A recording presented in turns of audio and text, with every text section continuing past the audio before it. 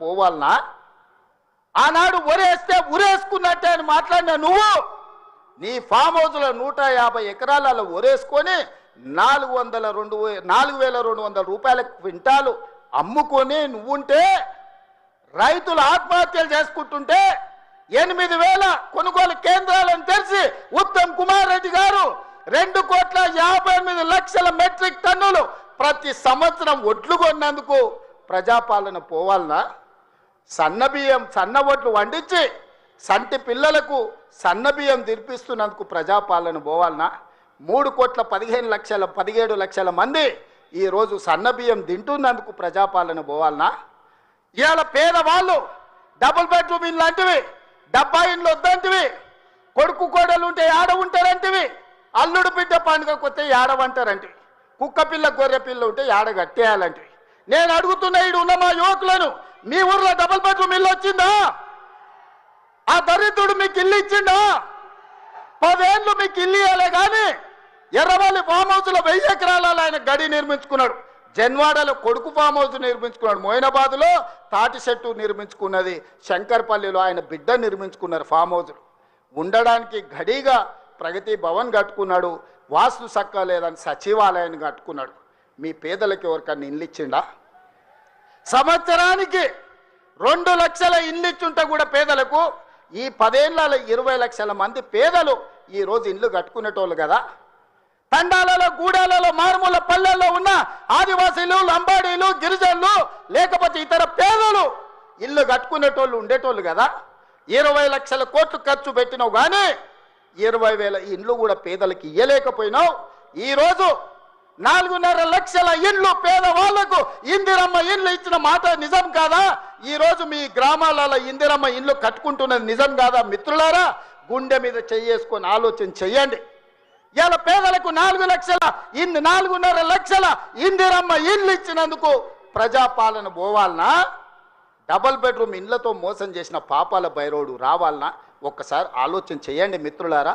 ఇల్లే కాదు, ఇల్లాలి కళ్ళల్లో ఆనందం చూడాలని 200 యూనిట్ల ఉచిత కరెంటు ప్రతి ఇంటిలో వెలుగులు నింపినందుకు పేదవాడి కళ్ళల్లో ఆనందం చూసినందుకు ప్రజాపాలన పోవాలనా? ఇవాళ అదే కాదు, మహాలక్ష్మి పథకం ద్వారా ఆడబిడ్డలకు బస్సు ప్రయాణం ఇచ్చినందుకు ఈరోజు ప్రజాపాలన పోవాలనా అని నేను అడుగుతున్న మిత్రులారా. మీరు ఒక్కసారి ఆలోచన చేయండి. ఇల్లు ఇస్తమే, ఇంట్లో కరెంట్ ఇస్తమే, 500 రూపాయలకు సిలిండర్ ఇస్తమే, సన్న బియ్యం ఇచ్చి కడుపు నిండా బువ్వ పెడితే ఇందుకోసం ఈరోజు ప్రజాపాలన పోవాలనా?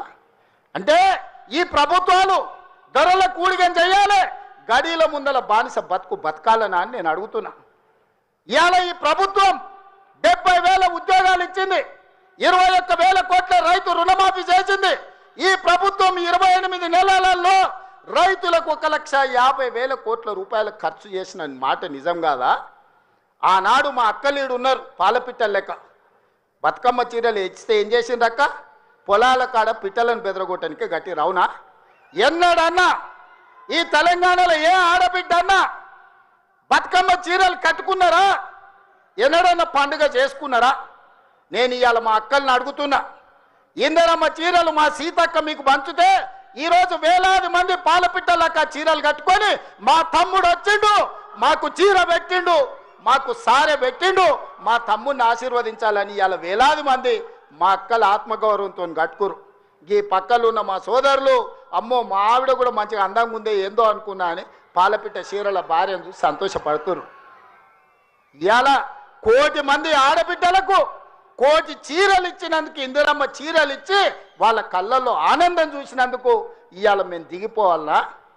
67 లక్షల స్వయం సహాయక సంఘాలకు మా సీతక్క 57,000 కోట్ల రూపాయల బ్యాంకు లింకేజ్ ఇచ్చినందుకు, ఆడబిడ్డల్ని శ్రీమంతులను చేసినందుకు మేము దిగిపోవాలనా? 1 కోటి ఆడబిడ్డల్ని కోటీశ్వరులను చేయాలనే లక్ష్యం పెట్టుకున్నందుకు ఈరోజు ప్రజాపాలన పోవాలనా?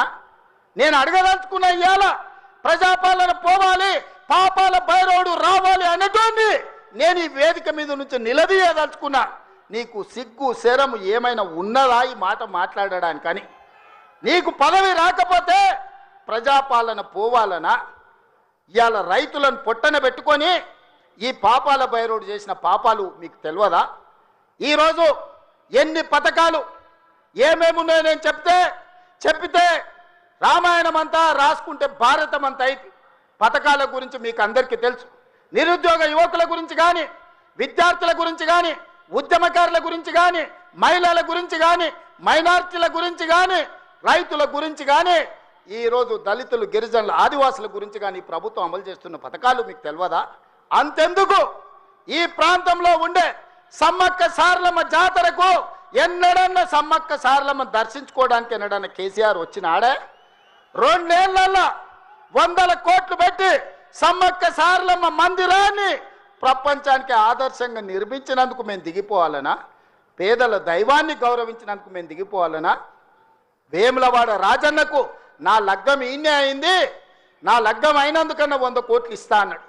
ఒక్క బుడ్డ రూపాయి కూడా ఇవ్వకపోతే మా ఆది శ్రీనివాస్ వస్తే 127 కోట్లు ఇచ్చి ఈరోజు వేములవాడ రాజన్న మందిరాన్ని నిర్మిస్తున్నాం. అందుకోసం ప్రజాపాలన పోవాలనా? బాసర సరస్వతి విజ్ఞాన జ్యోతి బాసర సరస్వతిని 100 కోట్ల రూపాయలతో బాగు చేస్తున్నందుకు ప్రజాపాలన దిగిపోవాలనా? ఇవాళ చిన్న కాళేశ్వరంలో కాళేశ్వరం ముక్తేశ్వర మందిరాన్ని ప్రారంభించుకుంటున్నందుకు ఈ ప్రభుత్వం దిగిపోవాలనా? సరస్వతి పుష్కరాలను నిర్వహించుకున్నందుకు పోవాలనా? భద్రాచలంలో రాములవారి గుడిని నిర్మించుకుంటున్నందుకు ఈరోజు ప్రజాపాలన దిగిపోవాలనా? బాసర నుంచి భద్రాచలం వరకు గోదావరి పుష్కరాలను గొప్పగా నిర్మించుకోవాలి, గొప్పగా జరుపుకోవాలి, దేశంలో ఉండే భక్తులందరూ రావాలని ఏర్పాట్లు చేసుకున్నందుకు ఈరోజు ప్రజాపాలన పోవాలనా? దేనికి పోవాలని నేను అడుగుతున్నా. ఏమొచ్చింది, ఏమయ్యింది? మేడిపల్లి సత్యం, కవంపల్లి సత్యనారాయణ, ఆది శ్రీనివాస్, రాజ్ ఠాకూర్, అదేవిధంగా విజయరమణారావు, అడ్లూరి లక్ష్మణ్, పొన్నం ప్రభాకర్, శ్రీధర్ అయితే ఎన్నోసార్లు గెలిచిండ్రు. వీళ్ళందరూ మొదటిసారి ఎమ్మెల్యేలు గెలిస్తే ఇంత పొడుగు అంత పొడుగు అంటివి, లావుమన అడగడు లడాయిపోతే వెనకాల 3 నూకుడు మనగాళ్ళు అంటివి, వాళ్ళతో పాటు నీకు టికెట్ ఇస్తే సొమ్ములు ఇస్తే నీ నెత్తి మీద దరిద్రం ఉండి నీ బుద్ధి సక్కాలేక జగిత్యాల ప్రజలు బండకేసి కొడితే అది మా తప్ప? ఎమ్మెల్యేలకు బండకేసి కొడితే ఎంబడే ఎంపీ టికెట్ ఇస్తే బొంద పెట్టిరు వాళ్ళు, అది మా తప్ప? పార్టీ తప్ప? ఏం తక్కువ చేసింది నీకు పార్టీ? ఒక్క ఏడాది నిన్ను నమ్ముకున్న కార్యకర్తల కోసం ఓపిక పట్టవా?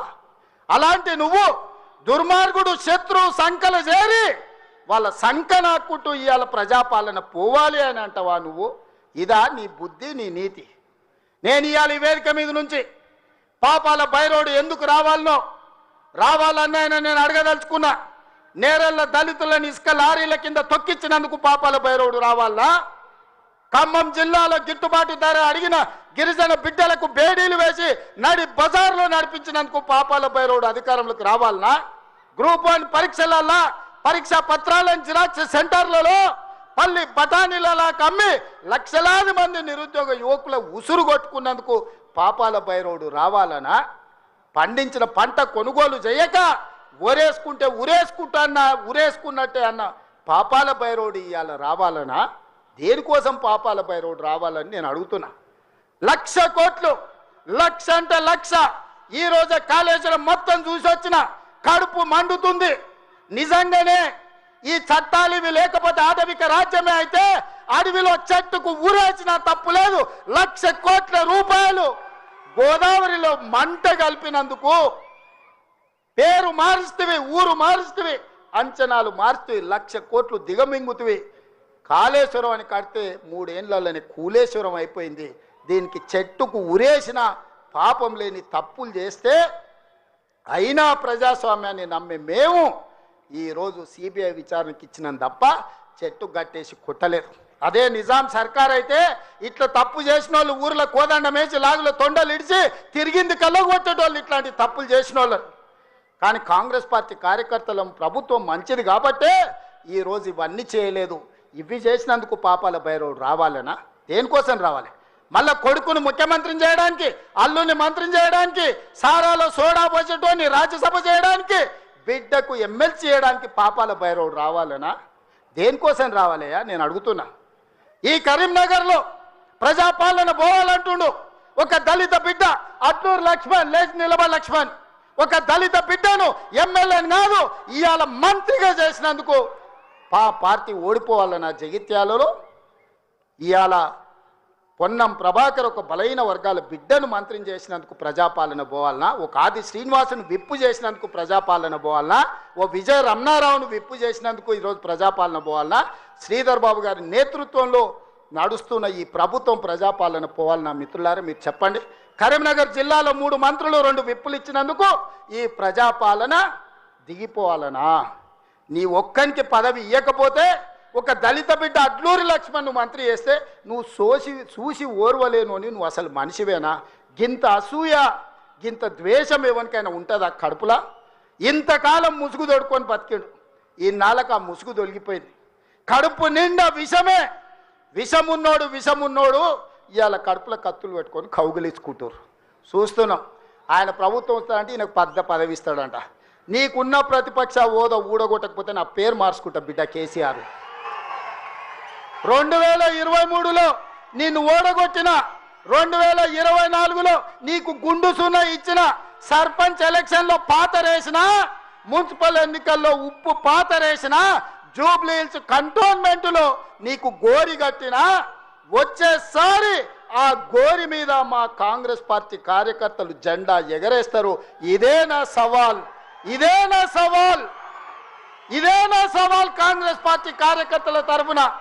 చూసుకుందాం కేసీఆర్, నువ్వు నేను వచ్చే ఎన్నికల్లో నువ్వా నేనా, ప్రజాపాలన పాపాల భైరవుడా, మా కాంగ్రెస్ పార్టీ కార్యకర్తల లక్షలాది మంది 10 ఏళ్ళు కేసులు కట్టుకొని జైలుకు పోయి ప్రాణాలు వదిలి ఊపిరి బిగబట్టి జెండా మోసి అధికారంలోకి వస్తే పాపాల భైరవుడు రావాలి, ప్రజాపాలన పోవాలి అని మాట్లాడడానికి నీకు సిగ్గెట్లొచ్చిందని నేను అడుగుతున్నా మనిషిని. అందుకే మిత్రులారా, ఈ ఆలోచన నుంచి నా మాటగా తీసుకోండి. ఎన్నికలు ఎన్నడొచ్చినా ఎప్పుడొచ్చినా ఒక్క మాట రాసి పెట్టుకోండి. చరిత్రల కేసీఆర్ గారు జగిత్యాలలో నిన్ను పాతరేసి 100 మీటర్ల లోతు గోతి తీసి పాతి పెట్టే కార్యక్రమం మా కాంగ్రెస్ పార్టీ జగిత్యాల కార్యకర్తలు తీసుకుంటారు. ఈ తెలంగాణ రాష్ట్రంలో ఈ ప్రాంతంలో ఒక చరిత్ర ఉన్నది. 94 నుంచి 2004 వరకు 2 సార్లు తెలుగుదేశం అధికారంలో ఉన్నది. 2004 నుంచి 2014 వరకు 2 సార్లు వైఎస్ఆర్ నాయకత్వంలో అధికారంలో ఉన్నది. 2014 నుంచి 2024 వరకు 2 సార్లు కేసీఆర్ నాయకత్వంలో ప్రభుత్వం ఉన్నది.